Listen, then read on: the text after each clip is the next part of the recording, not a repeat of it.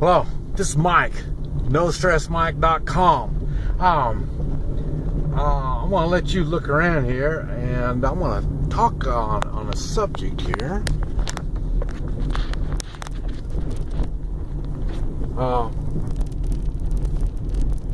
What it is, what I want to talk about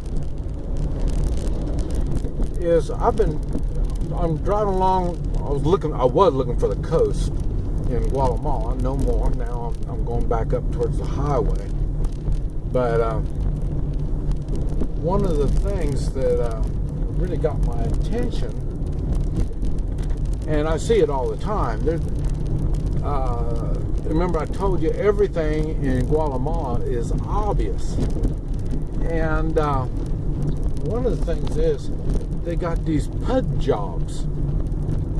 A lot of PUD jobs. And when I say PUD job, I'm talking about a job that it's not real motivated. You know, I mean, you don't have to think too much, you don't have to do too much, and you get paid for it.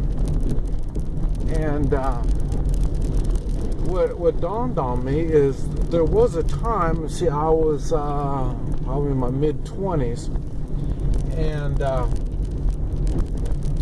they started that, I forgot what you call it.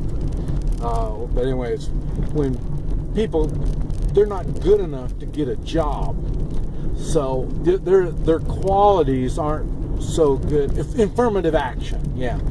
And so what happens is they make a law or a regulation that makes people hire you and for a job. And then what they've done with the job, what they do is that they lower the standards of the job so me as the idiot can do it.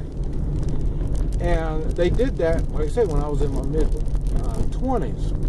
And so it really changed the way people work and the way people look at work.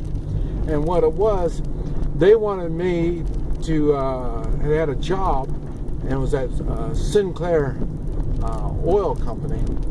I don't even know if there is a Sinclair anymore, but they were going to have me to be a janitor. They needed more minorities working for them, and so they were going to give me a janitor job. And there's nothing wrong with janitor jobs, but you know, doing repetitive type stuff and all that, and I'm not good on repetitive type stuff. And they said, well, no, we'll want to pay you, and you don't have to do much work, you know. And nah, it's okay, I don't want it. Yeah. And then they said, well, we're going to pay you a lot of money, and you don't have to do much work. I said, no, I'm sorry, I still don't want it. And but it reminds me is now these people aren't getting paid much money doing this. You know, these flagmen that are out here flagging for the trucks coming by and stuff like that. And they don't have to think too hard, don't have to do it. So now what they do is they tell their friends, oh man, I got this job and I don't have to work hard at all. And they pay me money. And yeah, here it is right here. Huh. I think I'm gonna follow that truck and see where he goes. No, I'm not. See this flagman, and see, they got a young man there. He's going to learn to be a flagman. So in other words, it's taken that job took the motivation out of these people. Why would I want to, work with stress, strain my brain when I can just sit here and do this stuff that's very simple work, and I get a raise because I've been here for so long, and all this type of stuff. So that's one of the things that I see that really makes this country, it takes the motivation out. So I say, like these kids going to school, they want to go to school so they can be a flagman. You know what I mean? That it doesn't make much sense to me. But you got to remember, I'm motivated. I take personal responsibility. and I want to better myself. See, so being a flagman isn't high on my list on things I want to learn. I mean, I could probably learn it in about 5 or 10 minutes. So, but like I say, and spending the rest of my life doing it doesn't sound like much of a challenge. And it's funny because down here, this is what I explained is how it works. And I was thinking, I wonder if it's the same in the United States, but they do it differently. And the reason I say that is I know a lot of people that gets jobs in the United States, and now after they've worked it for a few years, and then it's more complicated than being a flagman, but after a few years they figured it all out, and the job is smooth as can be, everything's going good, and then they say, well, I want something a little more challenging. And then the next thing you know, they say, well, here, we're going to give you a raise. We're going to give you, $50,000. And then you're like, wow-wee. So then what do? You say, okay, boy, look, I want to make this much more money. And then now you've chosen, when you take that money, you have chosen not to look for a more challenging job. Instead, you continue doing this other job you have, and maybe they add a little extra, little extra to make it a little more challenging, but still, it's basically the same thing you're doing over and over again. And one of the things that comes to mind on this is, and I'm sure there's other occupations, but running the computer jobs, I mean, of all levels, it doesn't make any difference.